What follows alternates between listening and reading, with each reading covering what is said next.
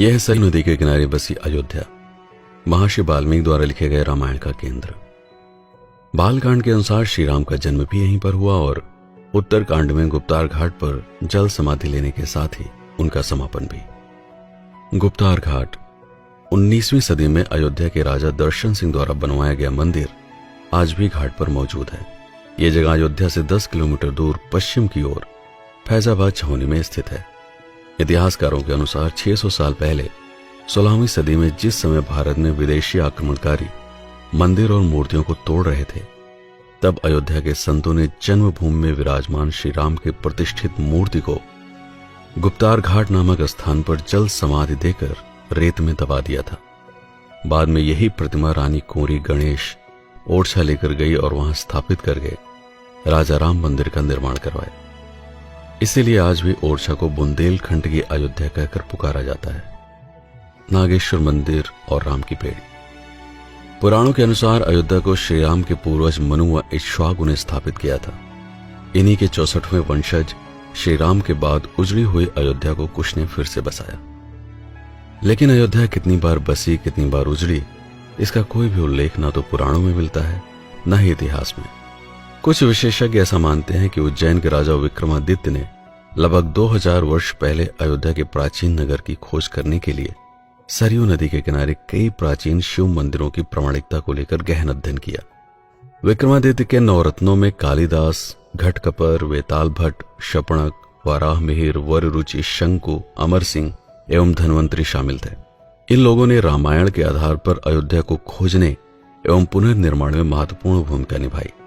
आखिरकार उनकी यात्रा 12 ज्योतिर्लिंगों में से एक नागेश्वरनाथ मंदिर पर आकर समाप्त हुई। इस जगह पर सरयू नदी का बहाव पूर्व दिशा की तरफ हो जाता था। मंदिर को लेकर पौराणिक कथा थी कि राम के पुत्र कुश की पत्नी नागवंश से होने के कारण भगवान शिव की उपासक थी।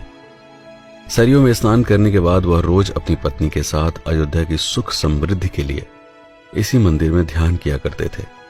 आज भी यह मंदिर सरयू नदी के किनारे राम की पेड़ी नामक घाट पर स्थित है। आज की अयोध्या जिस रूप में दिखाई पड़ती है, उसकी रूपरेखा राजा विक्रमादित्य के नवरत्नों द्वारा तैयार की गई थी। माना जाता है कि उन्होंने एक वर्ष के प्रत्येक दिन के लिए रामायण के प्रत्येक पात्रों के लिए 365 मंदिरों का निर्माण करवाया था। इसमें वराह मिहिर का ग्रह नक्षत्रों की स्थिति के आधार पर अयोध्या को वास्तु शास्त्र के सर्वथा अनुकूल बसाने में गहरा चिंतन था। उन्होंने न सिर्फ इस नगर को बसाया बल्कि रामायण के सभी पात्रों के नाम पर कई भव्य मंदिर एवं घाटों का निर्माण किया, जिसके बाद समय समय पर इस नगर की भव्यता ने लोगों को यहां पर आकर्षित किया। आगे चलकर कई राजा, संत एवं अलग अलग धर्मों के लोगों ने यहां पर अपने अपने आस्था के केंद्रों को भी स्थापित किया, जिसमें बौद्ध, जैन, मुगल आदि विभिन्न धर्मों से लेकर गुप्त, नंद, मौर्य एवं शुंग वंश के राजा भी शामिल थे। जन्मभूमि एवं कार्यशाला। नागेश्वरनाथ मंदिर के आसपास कई ऊंचे टीले थे, जो यहां पर रहने वाले नागरिकों के लिए आस्था के प्रमुख केंद्र थे। सबसे प्रसिद्ध टीला था राम टीला, जिस पर काफी प्राचीन बने भवनों के अवशेष थे। स्थानीय लोगों के अनुसार यहां दशरथ की सबसे बड़ी पत्नी कौशल्या का भी महल था। इसी महल में श्री राम का जन्म हुआ।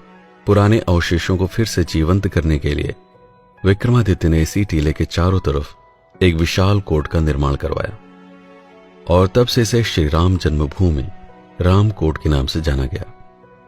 हजारों वर्षों तक चले बाहरी आक्रमणकारियों ने अयोध्या को जीतने के लिए हमेशा इसी कोट को निशाना बनाया। कोट के भीतर बने राम मंदिर को सबसे अधिक क्षति पहुंचाई मुगल शासक बाबर के सेनापति मीर बांकी ने। उसने कई मंदिरों को तोड़वाकर उसके मलबों से बाबरी मस्जिद का निर्माण करवाया। तब से न जाने कितने राजाओं ने राम जन्मभूमि पर अधिकार करने के लिए कई युद्ध किए, अपने प्राण त्यागे। कई कारसेवक बाबरी मस्जिद को ध्वस्त करते हुए पुलिस द्वारा चलाई गई गोलियों से शहीद हुए। आज भी अयोध्या के कारसेवकपुरम में राम मंदिर का वह ढांचा रखा है, जिसको साकार होता देखने के लिए समय समय पर सैकड़ों लोगों ने बलिदान दिए। आखिरकार एक लंबे विवाद के बाद डॉक्टर बेबीलाल की खनन रिपोर्ट को ध्यान में रखते हुए सुप्रीम कोर्ट के 5 जजों की बेंच ने सर्वसम्मत से 9 नवंबर 2019 को श्री राम मंदिर के निर्माण का ऐतिहासिक फैसला सुनाया, जिसके बाद श्री राम जन्मभूमि न्यास नामक स्थान पर मंदिर निर्माण के लिए कार्यशाला बनाई गई अयोध्या में आने वाले पर्यटक यहां आकर राम मंदिर निर्माण के कार्य के साक्षी बन सकते हैं। हनुमानगढ़ी। दूसरा था हनुमान टीला, जिसके बारे में कहा जाता था कि श्री राम ने जल समाधि से पहले हनुमान को अयोध्या की रखवाली की जिम्मेदारी देते हुए इसी टीले पर बने महल में रहने का आदेश दिया। यह इतना ऊंचा टीला है कि यहां से आप पूरी अयोध्या को देख सकते हैं। राजा विक्रमादित्य ने यहां पर भी एक दृढ़ कोट का निर्माण किया, लेकिन 17वीं शताब्दी आते आते ये कोट भी बाहरी आक्रमणकारियों एवं काल की मार से खंडार हो गया। 1740 में अवध के नवाब शुजाउद्दौला के बीमार बेटे की जान बचाकर निर्वाणी अखाड़ा के शिष्य अभय राम ने हनुमान कोट में एक भव्य मंदिर के निर्माण की इच्छा व्यक्त की। नवाब के आदेश पर 52 बीघा जमीन मंदिर को उपलब्ध कराई गई। लाला सीताराम के द्वारा लिखी गई किताब अयोध्या का इतिहास नामक पुस्तक के अनुसार 1775-76 के आसपास अगले नवाब अशफुद्दौला के मंत्री टिकैत राय ने हनुमानगढ़ी नामक मंदिर के निर्माण का आखिरी कार्य संपन्न करवाया। श्री राम जन्मभूमि के बाद अयोध्या में आने वाले पर्यटकों के लिए यह सबसे अधिक आकर्षण एवं श्रद्धा का केंद्र है। लक्ष्मण टीला। तीसरा था लक्ष्मण टीला। विक्रमादित्य को यहां भी खंडार हो चुके महल के अवशेष प्राप्त हुए। यह ऐसा स्थान था जहां से अयोध्या के पश्चिमी छोर पर दूर तक नजर रखी जा सकती थी। मान्यता थी कि यहां श्री राम ने लक्ष्मण जी के लिए एक किले का निर्माण करवाया था, जिस पर रहते हुए ऊंचाई से ही पश्चिम से आने वाले शत्रुओं की जानकारी मिल सके। आज यह किला एक नए स्वरूप में सरयू नदी के किनारे मौजूद है, जहां से नदी के विस्तार को भली भांति देखा जा सकता है। विक्रमादित्य से लेकर आज तक ये टीला लगभग 2000 साल का परिवर्तन अपने भीतर समेटे अडिग खड़ा है। धर्मशास्त्री ऐसा मानते हैं कि लक्ष्मण ने गोमती नदी के किनारे एक नया नगर बसाया था, जो लक्ष्मणपुरा के नाम से पुराणों में मिलता है। विशेषज्ञों के अनुसार आज का लखनऊ ही पौराणिक काल का लक्ष्मणपुरा हो सकता है। यहां भी लक्ष्मण टीला नामक एक जगह है, जिसे आजकल टीले वाली मस्जिद के नाम से जाना जाता है। मणि पर्वत। चौथा टीला था मणि पर्वत, जिसके बारे में मान्यता है कि राम और सीता सावन के महीने में चारों तरफ फैली हरियाली को देखने के लिए और साथ में झूला झूलने के लिए यहां आते थे। आज भी सावन के महीने में स्थानीय लोग यहां आकर श्री राम और माता सीता की मूर्तियों को झूला झुलाकर उस परंपरा का पालन करते हैं। विक्रमादित्य ने इस टीले पर भी एक मंदिर का निर्माण करके इसको पुनः जीवंत किया।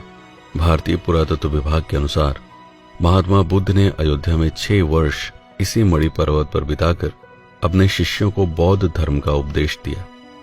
सम्राट अशोक के द्वारा बनवाया गया एक स्तूप आज भी यहां मौजूद है। पर्वत के पास में ही प्राचीन बौद्ध मठ के साथ ही पीछे की तरफ मुगलों के समय में बनाई गई एक कब्रगाह भी मौजूद है। कनक भवन।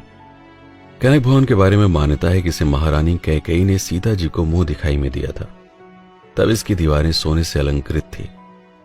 महाभारत कालीन कथा के अनुसार श्री कृष्ण जब यहां पर आए तो उन्होंने खंडहर हो चुके भवन का पुनर्निर्माण करवाया, लेकिन हजारों वर्षों बाद समय और आक्रमणकारियों के ध्वंस से जब वह फिर से खंडहर हो गया, तब 1891 में ओरछा के सूर्यवंशी बुंदेली राजा सवाई महेंद्र प्रताप सिंह की पत्नी ने यहां पर मंदिर के भीतरी भाग का निर्माण करके राम और सीता जी की मूर्ति को स्थापित किया, जिनके ऊपर सोने का मुकुट शोभायमान है।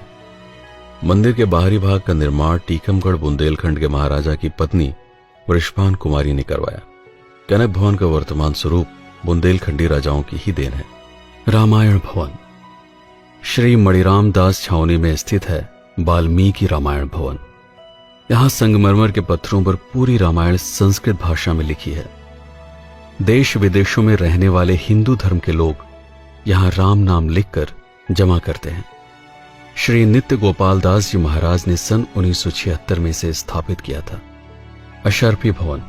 लगभग 80 साल पहले रामानुज संप्रदाय के संत मधुसूदनाचार्य ने जब जमीन खरीदकर मंदिर का निर्माण शुरू करवाया, तब नींव की खुदाई में सोने की अशर्फियों से भरा हुआ एक कलश मिला, जिसके कारण इसका नाम अशर्फी भवन पड़ गया। लक्ष्मी नारायण के इस मंदिर में संस्कृत पाठशाला के साथ ही धार्मिक आध्यात्मिक संस्कारों की शिक्षा भी दी जाती है। राजद्वार मंदिर। इसे अयोध्या का सबसे ऊंचा मंदिर कहा जा सकता है। मान्यता अनुसार रामकोट में आने के लिए यह मुख्य प्रवेश द्वार था। विक्रमादित्य के जीर्णोद्धार कराने के बाद कई राजाओं ने समय समय पर इसकी मरम्मत कराई, जिसमें राजा दर्शन सिंह से लेकर राजा जगदंबिका प्रताप सिंह तक शामिल थे। कहते हैं कि इसके गुंबदों पर सोने का आवरण चढ़ा है। यह मंदिर हनुमानगढ़ी के ठीक बगल में स्थित है। सूर्य कुंड, यहां के बारे में मान्यता है कि एक बार राजा दर्शन सिंह शिकार खेलते हुए जब यहां पर रुके तो पास में एक छोटे से गड्ढे में भरा हुआ पानी पीकर वो चकित रह गए। पानी इतना मीठा था कि उन्होंने यहां पर न सिर्फ एक सरोवर का निर्माण करवाया बल्कि पूरा एक नगर ही बसा दिया, जिसे आज दर्शन नगर के नाम से जाना जाता है। खुदाई में मिले एक विशाल पत्थर को तराश कर सूर्य देव की मूर्ति बनाकर यहां स्थापित की गई। भरत कुंड या नंदीग्राम, अयोध्या से 15 किलोमीटर दूर दर्शन नगर भरत कुंड मार्ग पर नंदीग्राम नामक स्थान है। पौराणिक कथा के अनुसार जब राम वनवास के लिए चले गए तब उनके वियोग में राजा दशरथ का देहांत होने पर भरत ने इसी कुंड में उनका पिंडदान किया था। कुंड के दूसरे छोर पर आज भी लोग पूर्वजों का पिंडदान करके बिहार के गया जाने की शुरुआत करते हैं। यहां से कुछ ही दूरी पर वो स्थान है जहां पर भरत ने श्री राम की अनुपस्थिति में उनकी पादुकाओं को पूजते हुए 14 वर्षों तक एक सन्यासी की तरह सभी सुखों का त्याग करके अयोध्या का राज कार्य संचालित किया था। यहां स्थित एक कुएं के बारे में मान्यता है कि इसमें भरत ने चित्रकूट से वापस लौटते समय अपने साथ लाए हुए 7 कूपों का जल संग्रहित किया था। 24 अक्टूबर 1918 से प्रारंभ होकर निरंतर 14 वर्षों तक यहां सीताराम का अखंड जाप होता रहेगा। मखौड़ा धाम, अयोध्या से 15 किलोमीटर दूर बस्ती जिले में स्थित है मखौड़ा धाम। यहां पर संतान का सुख पाने के लिए लोग हवन एवं पूजन करते हैं। पौराणिक मान्यता के अनुसार यही वो स्थान है जहां पर राजा दशरथ ने श्रृंगी ऋषि के मार्गदर्शन में पुत्र पाने के लिए यज्ञ किए थे, जिसके परिणाम स्वरूप राम, लक्ष्मण, भरत एवं शत्रुघ्न पैदा हुए। आज भी दूर दूर से लोग यहां गहरी आस्था लेकर आते हैं। इन मंदिरों के अलावा आपको अयोध्या की हर गली, हर सड़क पर कोई न कोई आकर्षक मंदिर व ऐतिहासिक भवन दिख जाएंगे, जैसे दशरथ महल। हनुमानगढ़ी से कनक भवन की तरफ जाते समय यह मंदिर रास्ते में पड़ता है। मान्यता है कि इस महल को राजा विक्रमादित्य ने उसी स्थान पर बनवाया था जहां पर राजा दशरथ का वास्तविक महल हुआ करता था। तुलसी स्मारक भवन, इस दिव्य स्थान पर श्री रामचरितमानस की रचना हुई। राज सदन, यह अयोध्या के राजा दर्शन सिंह का महल है। आज भी अयोध्या के वर्तमान राजा यहां पर निवास करते हैं। सुग्रीव टीला, श्री राम ने सुग्रीव के लिए यह किला बनवाया था। रत्न सिंहासन, यहां श्री राम का राज्याभिषेक हुआ था। छोटी देव काली, यहां सीता जी द्वारा शादी के बाद मायके से लाई गई मूर्ति स्थापित की गई। स्वर्ग द्वार, सरयू नदी के किनारे सबसे पहले इसी घाट का निर्माण हुआ था। भगवान कालीराम, यह मंदिर नागेश्वर नाथ के पास ही है। विक्रमादित्य के समय की मूर्तियां जो पहले राम जन्म स्थान पर थी अब यहां स्थापित है। ब्रह्म कुंड, इसका मूल नाम ब्रह्म तीर्थ है। गुरु नानक देव जगन्नाथपुरी जाते समय अयोध्या के इसी स्थान पर ठहरे थे। गुरु गोविंद सिंह का भी इधर आगमन हुआ था। इसके अलावा नल नील टीला, अंगद टीला, कुबेर टीला आदि भी पौराणिक स्थान है। इनके अतिरिक्त अयोध्या में सरयू नदी पर कई घाट हैं। कुछ घाटों के नाम श्री राम व उनके परिवार के सदस्यों के नाम पर हैं, जैसे राम घाट, कौशल्या घाट, सुमित्रा घाट, कैकेयी घाट, लक्ष्मण घाट, जानकी घाट। इसके अलावा राजघाट, अहिल्याबाई घाट, चक्र तीर्थ घाट, गुप्तार घाट, विष्णुहरि घाट, प्रहलाद घाट, नागेश्वर नाथ घाट, वासुदेव घाट, पाप मोचन घाट, स्वर्ग द्वार घाट, नया घाट आदि। अयोध्या में लगभग 31 कुंड या सरोवर हैं, जैसे राम सरोवर या राम तीर्थ, दशरथ कुंड, भरत, लक्ष्मण, शत्रुघ्न, सीता, मांडवी, हनुमान, सुग्रीव, विभीषण, राधा, रुक्मणी व सूर्य कुंड आदि। यहाँ प्रमुख 7 अखाड़े हैं: निर्वाणी, खाकी, दिगंबर, निर्मोही, संतोषी, निरालंबी, महानिर्वाणी अखाड़ा, रघुनाथ दास जी की छावनी एवं बाबा रामदास जी की गद्दी। यात्रियों के रुकने के लिए यहाँ पर लगभग हर मंदिर के साथ धर्मशालाएं हैं, जैसे कन्हैयालाल धर्मशाला, बिरला धर्मशाला, बंबई की सेठानी की धर्मशाला, भावनगर की रानी की धर्मशाला, सेठ मोहनलाल, सेठ लखनऊ वाले, सेठ सूरजमल, सेठ शिव नारायण की धर्मशाला आदि। यहां पर यात्रियों के रुकने के लिए उचित व्यवस्था होती है। अयोध्या धाम में पूरे वर्ष ही पर्व उत्सव मनाए जाते हैं, साथ ही कई मेले भी लगते हैं। जैसे रामनवमी, रामानुज जयंती, जानकी जन्मोत्सव, सरयू जयंती, रथ यात्रा, तुलसी जयंती, गुप्तार घाट का मेला, रक्षाबंधन, रामलीला, भरत मिलाप, हनुमान जयंती, कार्तिक पूर्णिमा, श्री राम विवाह, महाशिवरात्रि आदि। इतनी जानकारियों को समेटने के बाद भी संभव है अभी बहुत सारी चीजें छूट गई हों। वीडियो को देखने के बाद अगर कुछ और महत्वपूर्ण स्थान छूट गए हों तो कृपया कमेंट में जरूर बताइएगा। भविष्य में जब कभी भी इसका अगला संस्करण प्रकाशित होगा तो उसमें उन सभी को भी शामिल किया जाएगा। वीडियो अगर उपयोगी लगा हो तो लाइक करना मत भूलिएगा। मैं हूं पीके सिंह और आप देख रहे हैं प्रतापगढ़ हब। इस वीडियो पर अपना समय बिताने के लिए आपका बहुत बहुत धन्यवाद।